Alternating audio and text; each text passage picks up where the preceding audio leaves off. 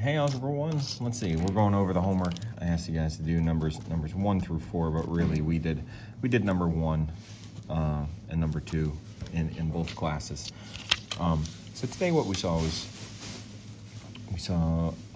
having different types of equations that were inequalities. We had to pay attention to the symbol here. Since it doesn't have the equal sign under it, that means that we don't include values that are equal to 22. But all of these have to be smaller than, less than 22. That's how we read that symbol. Since 22 is getting eaten, that means it's the bigger thing. That means this is the smaller thing. So we read it as these have to be less than that. So, all right, let's just jump on down here. So taking x and y values that have to add up, and if we add those, you pick a point like right here, and that point has a coordinate of 4 and 7. 4 and 7. So if you take that x and that y value, 4 plus 7 is, 4 plus 7, that is greater than 5. So that is a solution. It's a solution to this equation.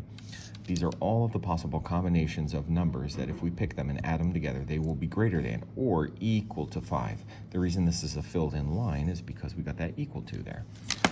However, the other equation says that we take the x and the y values and we subtract the y from the x. So what's 4 minus 7? 4 minus 7, that's negative 3.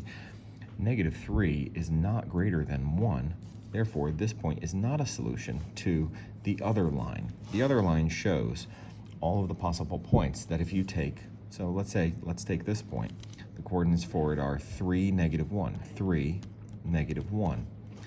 And on our calculator, if we do the x value minus the y value, 3 minus a negative 1, if we do that, we get a value of 4. 4 is greater than 1, so that one is true. That's why that point is shaded on this side of that line. Now we look at the shading of all of the points on this side of this line and all the points on the shading of this side. This is the solution region, the solution zone for all of the possible points that are solutions to both of these. Now they say this point 3, 2, so 3 over 2 up that point. Why is that not a solution? It's not a solution because we could, it is a solution to both of these equations if this one had an equal to. Since it doesn't have an equal to, it doesn't include lines that are on the boundary. So if we take 3 and 2 and do 3 minus 2, 3 minus 2 is 1, but 1 is not greater than 1. It's equal to 1, but this says that we can't have things equal to 1. So that's kind of quickly going over that one. Now, this. Remember the problems that we did in class that were about the quilts? This is similar to that. It cost Lucas $5 to mail a package. Lucas has postcard stamps that are worth 34 cents. Oh my gosh, I'm yawning, I'm sorry. P for postcard stamps. And first class stamps, F. First class stamps that are 50 cents, 49 cents each, okay? All right, so this is back in the day when they were a little cheaper. All right, 34.34 times the number of the postcard stamps and 49 cents times the number of first class stamps. If we add up the total cost, it's got to be greater than or equal to $5 to ship that item out. So what does this represent? This represents the total cost. So it's the combination. It represents the cost combinations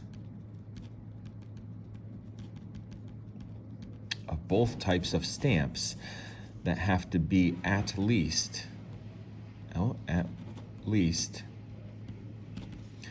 Have to be at least $5. So, okay.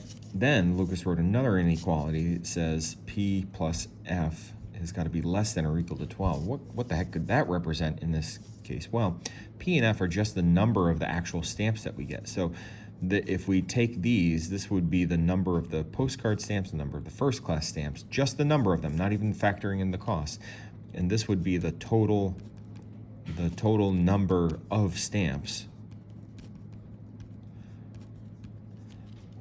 He's kind of like setting a limit, like maybe he doesn't have enough space on it. And he only has enough space where it's got to be less than or equal to 12 stamps. what's one word that we could, or a smaller phrase that we could use for less than or equal to? We could say at most. The phrase at most is the same, like the word at least, so at least. All right. So these phrases are equivalent to greater than or equal to, or less than or equal to. All right. Anyway, if Lucas uses 1 postcard stamp and 9 first class stamps, will that satisfy both constraints? So we just take that 1p. So 0.34 times 1, that's easy, plus 0.49, 49 cents for each of those. Is that going to be at least $5? Will it pay to actually ship the item? Here's the thing, we can take that 1 plus the 9, add them together. We know that that's equal to 10 altogether. That should be less than or equal to 12 stamps altogether. That works. So it works for that. Now we check this other part. So here, that 0.49 and multiply that times 9 stamps. That's going to be $4.41. If we add on one of those 34-cent stamps, we get $4.75. $4.75 is not greater than or equal to 5. So it fails on that one. So does it satisfy both constraints? No, he will not have enough money, enough postage to ship the item if the item costs. He needs $5 to mail it. All right, let's move on to the next one. All right. Arjun is making a bracelet. He has $10 to spend on beads.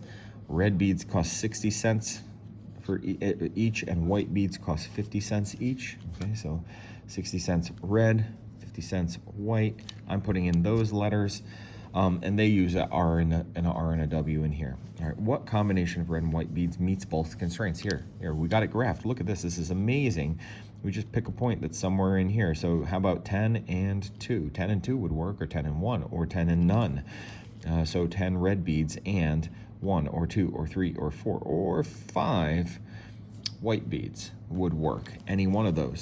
So I'll say 10 of the red, 10 of those red, and either a 1 or a 2 or 3 or 4 or 5. Any one of those would be a combination that would work. What's a combination that meets only one constraint? So you look at the shaded regions, just pick a spot in one or the other. How about this one? So if they got 5 red and 10 white beads, 5 red, 10 white, how do I know that number goes first? Because red is along the x-axis. So okay, this doesn't work for it. So looking at this, if $10 is the max they can spend, it fits within that one, but it doesn't fit in this one. I didn't even read that sentence. His bracelet design needs at least twice as many red as white ones. Look at that. The red ones have to be greater than twice the white ones. And so when we look at this, there's too many white ones. If he had 10 white beads, he would need at least, all the way over here, 20 red beads to have twice as much or more. Okay, all right. Yeah, that's honestly the end of it. All right. Hopefully, again, as an intro to these systems of inequalities, finding the solutions, the infinite number of solutions here, and paying attention to the lines is really our learning target for this whole unit lesson today. Take care.